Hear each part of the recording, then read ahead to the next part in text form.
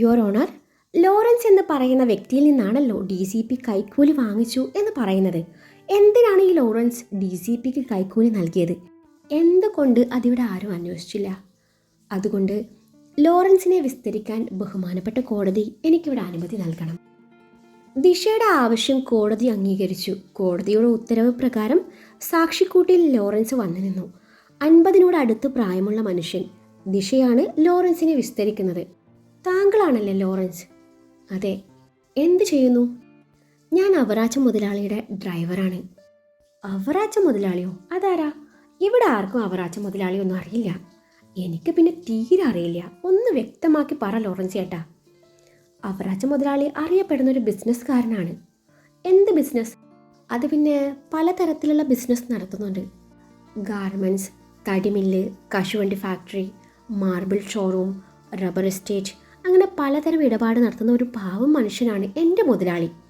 ഒരു പാവം മനുഷ്യനെന്ന ലോറൻസിൻ്റെ പ്രയോഗം അഗസ്ത്യയുടെ മുഖത്ത് പുച്ഛം നിറച്ചു. ഈ പറയുന്ന പാവം അവറാച്ച മുതലാളി പറഞ്ഞിട്ടാണോ ലോറൻസ് DCPക്ക് കൈക്കൂലി കൊടുത്തത്? ദിശയുടെ അടുത്ത ചോദ്യം ഇതായിരുന്നു. ലോറൻസ് അതേ എന്ന് മറുപടി പറഞ്ഞു. എന്ത് കാര്യം സാധിക്കാനാണ് ലോറൻസ് DCPക്ക് കൈക്കൂലി നൽകിയത്? അത് പിന്നെ ലോറൻസ് വിക്കി. ഇമാതിരി ചോദ്യങ്ങളൊന്നും പാവൻ ലോറൻസ് പ്രതീക്ഷിച്ചിരുന്നില്ല.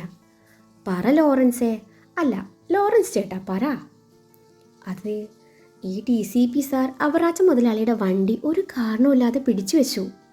അത് വിട്ടുകിട്ടാൻ വേണ്ടി പണം ആവശ്യപ്പെട്ടപ്പോൾ നിവൃത്തികേട് കൊണ്ട് കൊടുക്കേണ്ടി വന്നു. ഇല്ലെങ്കിൽ മുതലാളിയുടെ ബിസിനസ് പൂട്ടിക്കുമെന്ന് പറഞ്ഞ് ഈ സാർ ഭീഷണിപ്പെടുത്തി. അഗസ്ത്യയെ ചൂണ്ടി ലോറൻസ് പറഞ്ഞു. ഒരു കാരണവുമില്ലാതെ ഈ DCP നിങ്ങളുടെ മുതലാളിയുടെ വണ്ടി പിടിച്ചു വെച്ചു അല്ലേ? ഷോ, കഷ്ടായിപ്പോയി. ആട്ടെ ലോറൻസ് ചേട്ടാ, വണ്ടിയിൽ എന്തായിരുന്നു? കശുവണ്ടിയോ, റബ്ബർ ഷീറ്റോ, മരത്തടിയോ, അതോ പഴംതുണിയോ? അത് പിന്നെ പറ ലോറൻസ് ചേട്ടാ. Objection your honour. ഇയാൾ ആവശ്യമില്ലാതെ ചോദ്യം ചോദിച്ചു. കേസ് വഴിതിരിച്ചു വിടുകയാണ് ഈ പെൺകുട്ടി. പെട്ടി ദിശയ്ക്കെതിരെ വാദിച്ചു. ആര് പറഞ്ഞു ഇത് ആവശ്യമില്ലാത്ത ക്വസ്റ്റ്യൻ ആണെന്ന്? 50 ലക്ഷം രൂപ കൈക്കൂലി നൽകാൻ മാത്രം ആ വണ്ടിയിൽ എന്ത് പിണ്ണാക്കായിരുന്നു ഉണ്ടായിരുന്നത്? പറ ഷെട്ടി സാറേ. എന്തേ ഉത്തരമില്ലേ? ഉത്തരം കാണില്ല, കാരണം നിങ്ങൾക്കൊന്നും അറിയില്ല. എന്നാ കേട്ടോ, DCP പിടിച്ചെടുത്തതേ സ്പിരിറ്റ് ലോഡായിരുന്നു. പച്ച മലയാളത്തിൽ പറഞ്ഞ പട്ടച്ചാരായം. അവറാച്ചൻ അനധികൃതമായി കടത്താൻ ശ്രമിച്ച 5 ലോഡ് സ്പിരിറ്റാണ് DCP അഗസ്ത്യ ചെക്ക് പോസ്റ്റിൽ നിന്ന് പിടിച്ചു വെച്ചത്. അത് വിട്ടുകിട്ടാൻ വേണ്ടിയാണ് അവറാച്ചൻ പണവുമായി DCPയുടെ ഫ്ലാറ്റിലെത്തിയതും. അന്നേരം DCP പണം നിരസിക്കുക മാത്രമല്ല, അവറാച്ചനെ നിയമത്തിന് മുന്നിൽ കൊണ്ടുവന്ന് അഴിയണ്ണിക്കും എന്ന് കൂടി പറയുകയായിരുന്നു. അതാണ് നേരത്തെ കണ്ട വീഡിയോ. അല്ലാതെ ഭാര്യയുടെ മുന്നിൽ DCP ഷോ കാണിക്കുകയായിരുന്നില്ല. പിന്നീട് അവറാച്ചൻ താൻ ഇതിന് പ്രതികാരം ചെയ്യുമെന്ന് DCPയെ വെല്ലുവിളിച്ചിട്ടാണ് അവിടെ നിന്ന് പോയത്. പറഞ്ഞതുപോലെ പലരെയും വിലക്കെടുത്ത് അവറാച്ചൻ കാര്യം സാധിച്ചു. DCPയെ കൈക്കൂലി കേസിൽ കുടുക്കി. അതിലൊരാളാണ് ഈ നിൽക്കുന്ന ഭാസ്കരൻ, DCP അഗസ്ത്യ അശോകിൻ്റെ ഒഫീഷ്യൽ ഡ്രൈവർ. ഇനി നമുക്ക് ഭാസ്കരനിലോട്ട് തിരിച്ചു വരാം. ഈ വീഡിയോ കണ്ടോ? ഇന്നലെ ടൗണിൽ ഒരു ബാങ്കിൽ ഭാസ്കരനും ഭാര്യയും ചെന്നതിൻ്റെ ദൃശ്യങ്ങളാണ് ഈ കാണുന്നത്. ദിശ തൻ്റെ ചേച്ചി അയച്ചു കൊടുത്ത വീഡിയോ ദൃശ്യങ്ങൾ കോടതി മുൻപാകെ സമർപ്പിച്ചുകൊണ്ട് പറഞ്ഞു, ദിയ വർക്ക് ചെയ്യുന്ന ബാങ്ക് ആയിരുന്നു അത്. 10 ലക്ഷം രൂപ ഭാര്യയുടെ പേരിൽ ഡെപ്പോസിറ്റ് ചെയ്യാൻ വേണ്ടിയാണ് ഭാസ്കരനും ഭാര്യയും ഇന്നലെ ബാങ്കിൽ ചെന്നത്. അത് മാത്രമല്ല, 1 മണിക്കൂർ മുൻപ് ഇതേ അക്കൗണ്ടിലേക്ക് വീണ്ടും 10 ലക്ഷം രൂപ ക്രെഡിറ്റ് ആയിട്ടുണ്ട്. അതിൻ്റെ തെളിവുകളാണിത്. ദിശ തൻ്റെ ഫോണിലെ ആ തെളിവ് കൂടി കോടതിക്ക് മുൻപാകെ സമർപ്പിച്ചു. ഒരു സാധാ വീട്ടമ്മക്ക് എവിടെ നിന്ന് ഇത്രയും രൂപ കിട്ടി?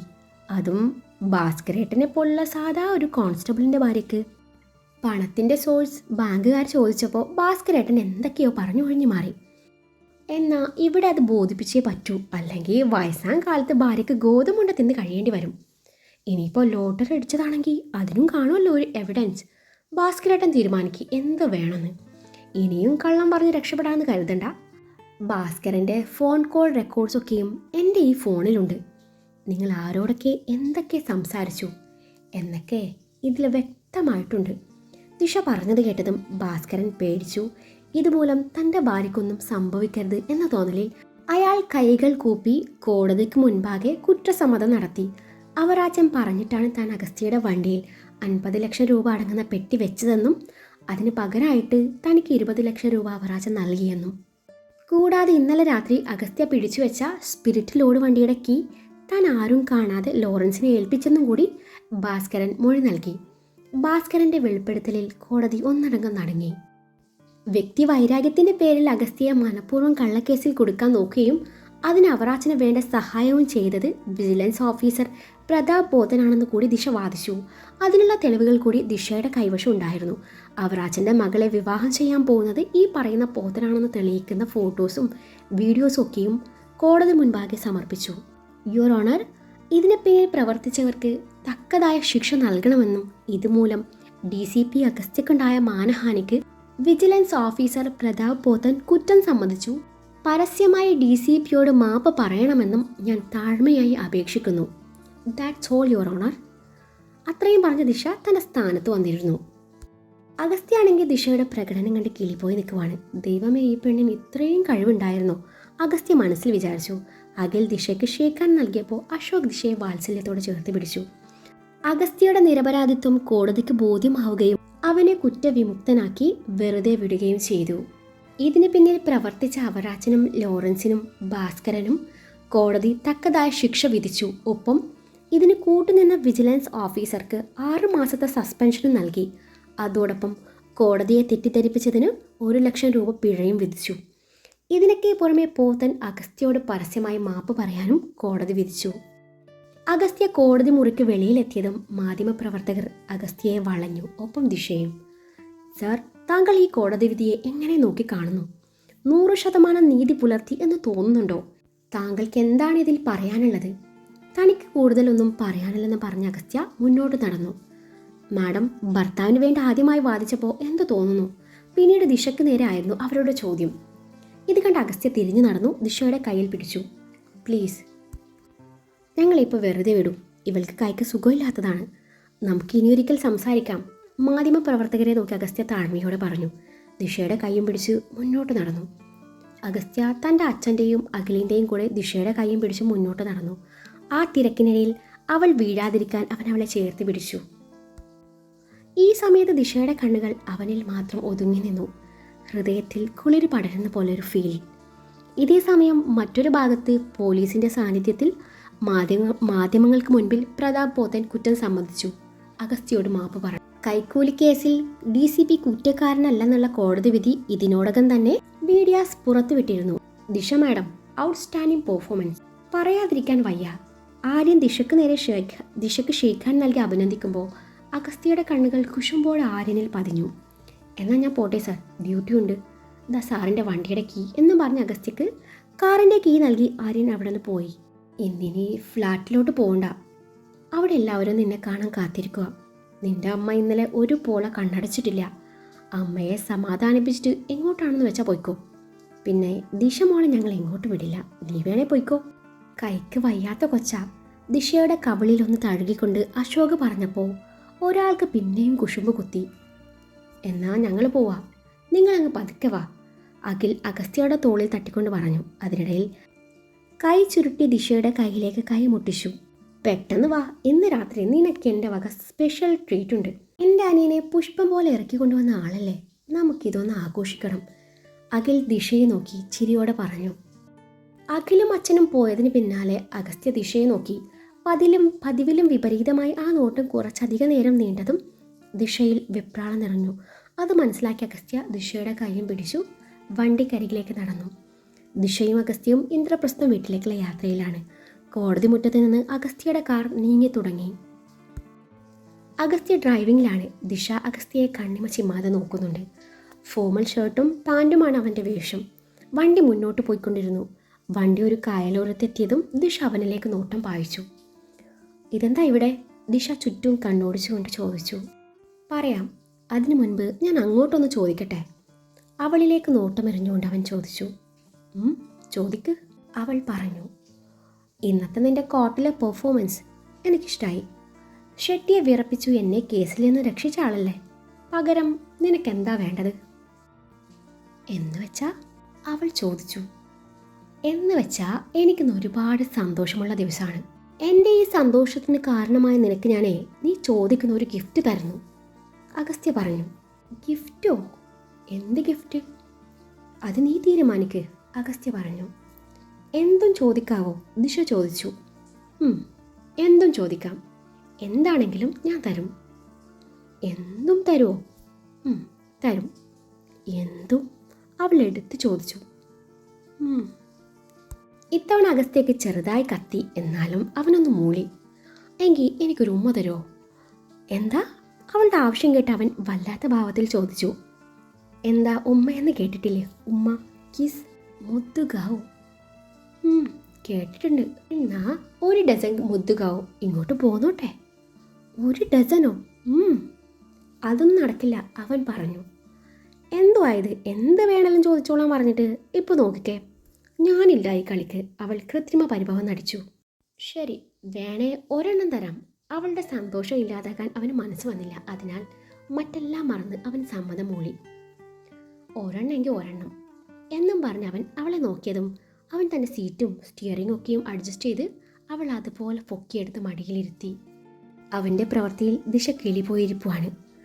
അവളുടെ കൈ വേദനിക്കാത്ത രീതിയിൽ അവളെ പിടിച്ചരിച്ചിരുത്തി. വീഴാതിരിക്കാൻ അവൻ തൻ്റെ ഇടത് കൈയാലെ അവളുടെ ഇടുപ്പിൽ ചുറ്റിപ്പിടിച്ചു.